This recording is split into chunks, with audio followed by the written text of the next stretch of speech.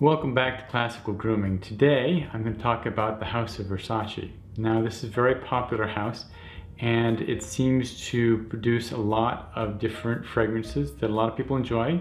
Some of them are proposed to be very popular with the ladies. So if that's what you're shooting for, it's a house that's hard to go wrong with. That being said, as the title says, I tried 5, I bought 1, and we'll find out which one that was. So let's go ahead and start with number 5 on the list, which is Versace Dylan Blue. So when I tried this, the opening was very interesting. To my mind, pretty synthetic, but nevertheless enjoyable. I wore it, and then as the dry down came, I began to dislike it quite a bit. Not because it smelled bad, but there's something about the chemical they use for their wood notes that just irritates the heck out of me. So for those that like it, it lasts a long time. It was on my skin for about 8 to 10 hours, depending on the day that I wore it. If you don't like it, on hour 5, you're just begging for this thing to be washed off. So not a winner in my book. Then again, very popular. It's pushed a lot by all the different reviewers on YouTube. And again, when you have the videos of people on the street, it seems to be a winner for both men and women. Number 4 is a Versace Pour Homme.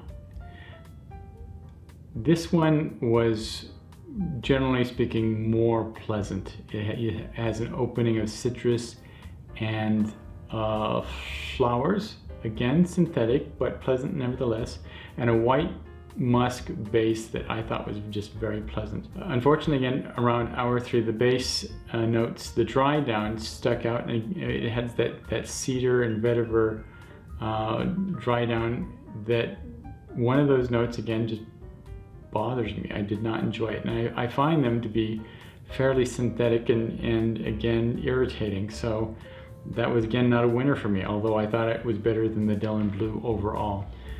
For number 3, we have Versace Eros, which is like the main fragrance. It's the big one. It's the one that everybody talks about. And when I sprayed it on, I could see why. Opening's fun. People say it smells like green apple. It smells something that reminds you of apple.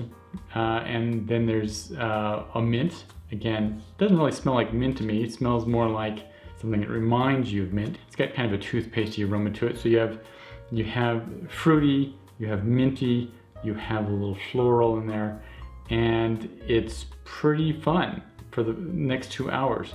Then comes the dry down. The fruit and the florals tend to fade. The cedary, woody notes kind of come in, and the mint stays. So what we had was kind of a floral toothpastey odor moves into a woody toothpastey odor for me. And yeah, I mean, I respect people's tastes in things, but I just don't get that one. It does not seem like that much of a winner to me. I thought the Dylan Blue was more interesting, even though I didn't like it as much. And the Versace Pour Homme was by far the better of the 3 that I tried so far. Now, number 2 was Eros Flame. This one was kind of fun. It didn't have that minty note, which kind of lingered through the Versace Eros original. And yeah, I'd wear this one. It does have a woody note, but it seems to be accompanied by some other things which make it more interesting and overall less irritating to me. And I don't think I'd go out and buy it on my own. It's just not that much of my style, but certainly is a worthwhile fragrance. And if somebody gave it to me, I'd wear it every now and then. So what was the winner? What was the number 1 that I was actually willing to fork out my own money for? It was The Dreamer by Versace. Because I like musk. I like sweet musks. I like funky musks. This was a big winner to me because this has a heavy white musk base to it, and within the base you have tobacco flower and some other flowers that I can't quite describe, and it lasts for about 8 hours on my skin, and it just smells warm. It just smells inviting. It just smells like something that my wife might want to come and snuggle up close to me. It's a very it is sweet, but not in a cloying sort of way, not in a fruity sort of way. It's a sweet like in sweet tobacco. I'm not a smoker, but I love to go in tobacco stores just to get a whiff of that that aroma, and this has something that reminds you of that. It doesn't smell like tobacco per se, tobacco flower maybe, but that white musk, that sort of inviting sensual note to it is really a winner for me. So Versace the Dreamer is my #1 pick for the house. So I appreciate you taking the time to hear me go through my summary of my adventure with the Versace fragrances.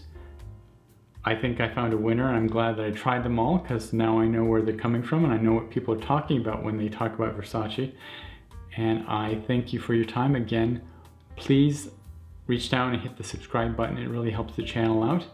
Like the video if you like the content. If there's something that you would prefer to see, or if there's something that you would like to change, I'm kind of experimenting with different formats, and I'd really like some feedback from the viewers. Again, thank you for stopping by Classical Grooming, and we'll see you next time.